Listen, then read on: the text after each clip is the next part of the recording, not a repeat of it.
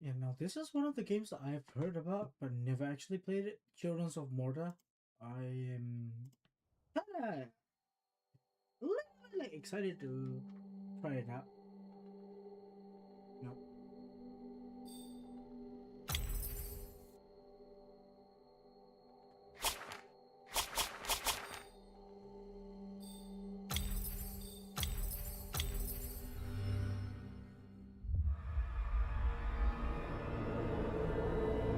Oh, this is very cool.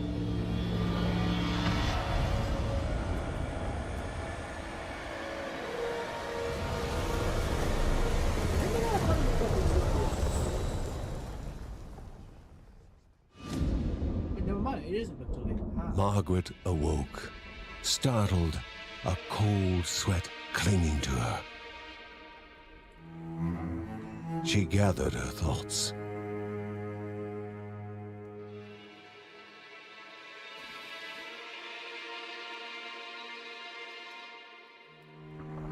Aged wood creaked, echoing through the quiet rooms.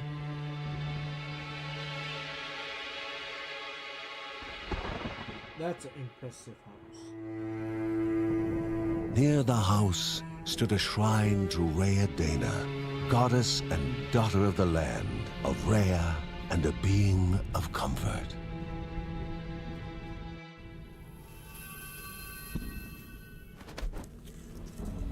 Margaret sought answers. But the goddess did not speak. There was only the faint whisper of something dark, something hungry. Oh, that'd be my stomach.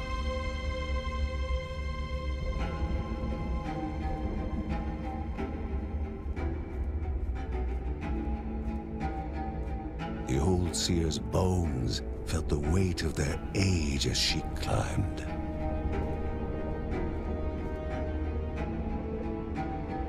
The only thought on her mind, has it begun again?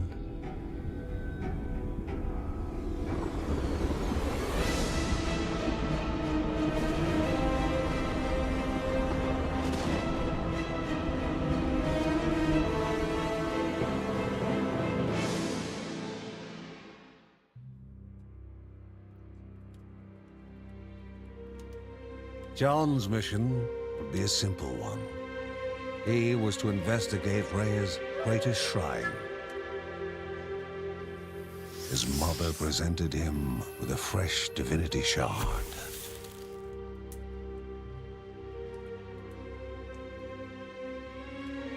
From his brother came a newly sharpened sword.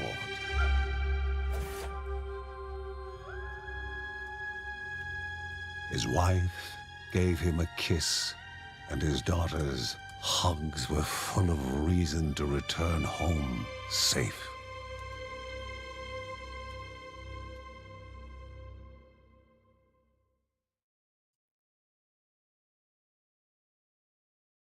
Now, this is what I was looking for in the actual voice actor, at least a narrator.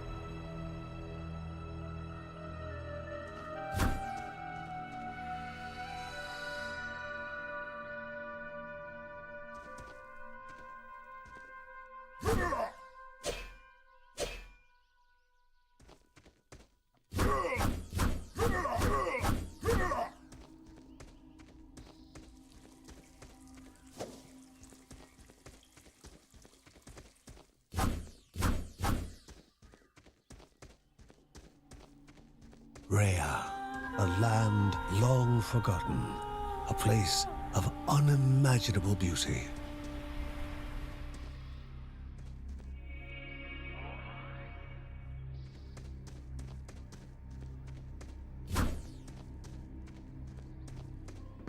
It first appeared as sludge given life, slithering creatures, small and vile.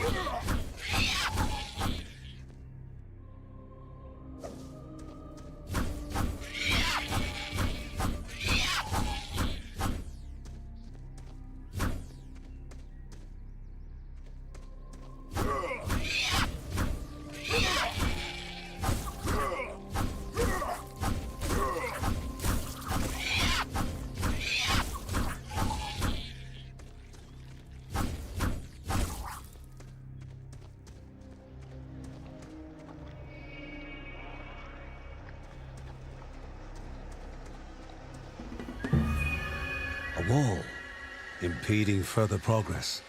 A battle was certain.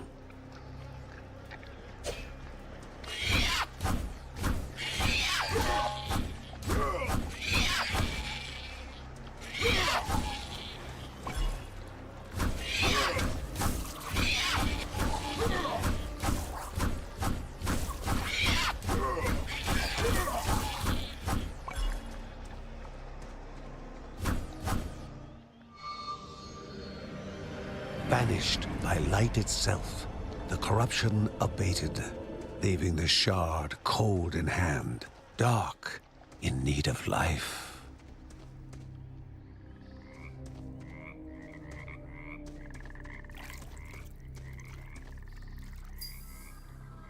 The shard grew warm, humming softly from the harnessed energy. The shard grew warm, humming softly from the harnessed energy. Before him was now one more dangerous than those that came before.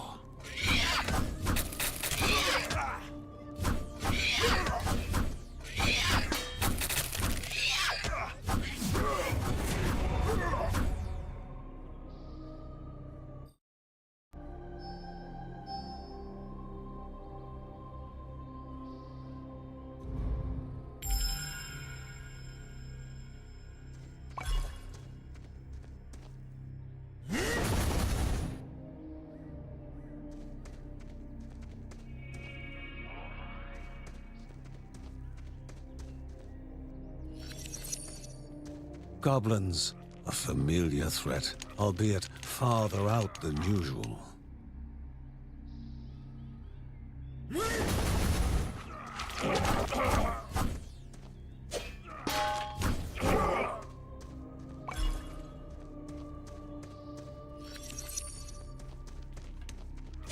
Inherently violent and ill-bathed, the goblins were an unfocused but constant threat.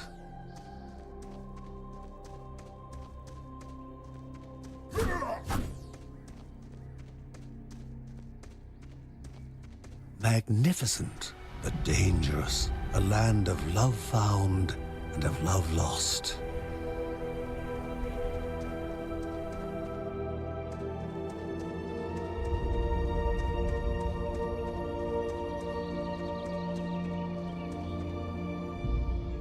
Before him was sacred ground, left untouched in days gone by.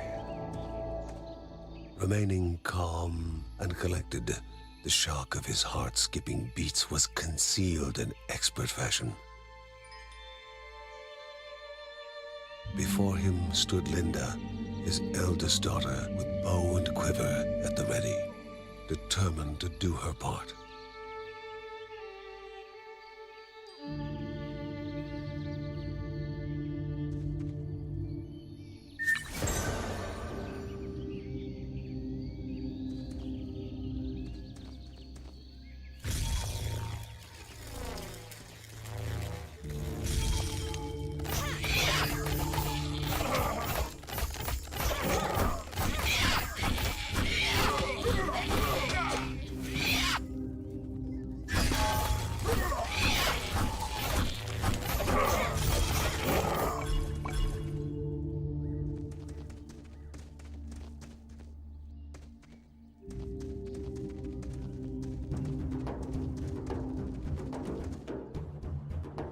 Before the Guardians were not beasts feeding, but monsters consuming, destroying others. They corrupted and distorted, creating even more hungry husks.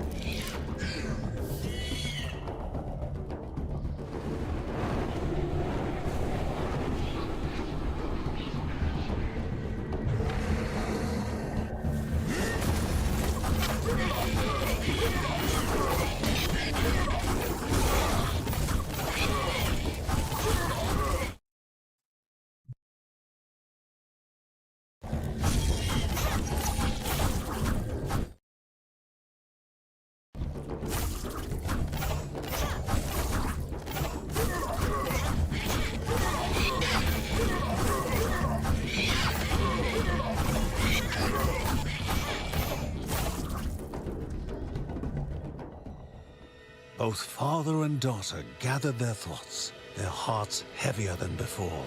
How would they explain what they had witnessed?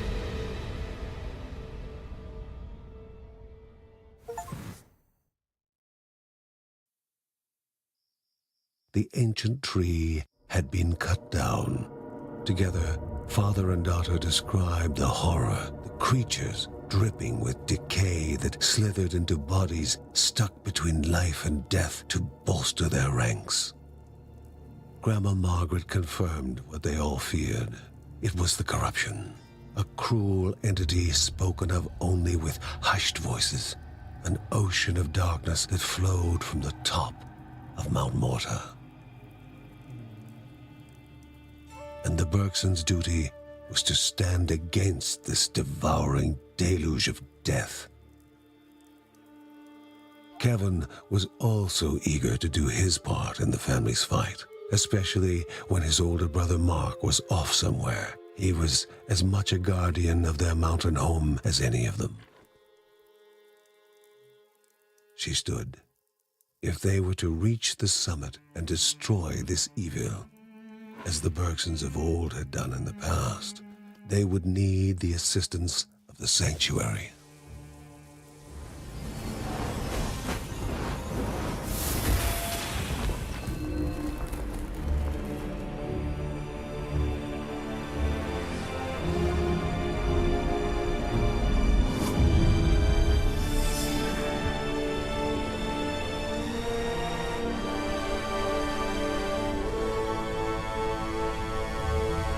Given to the Bergsons by Rhea herself, the sanctuary was a gateway to the mysterious lands around the mountain. There's a giant, Margaret pointed to the huge crystal at the center of the den, revealing their next task: to activate it and open the way to the source of the corruption.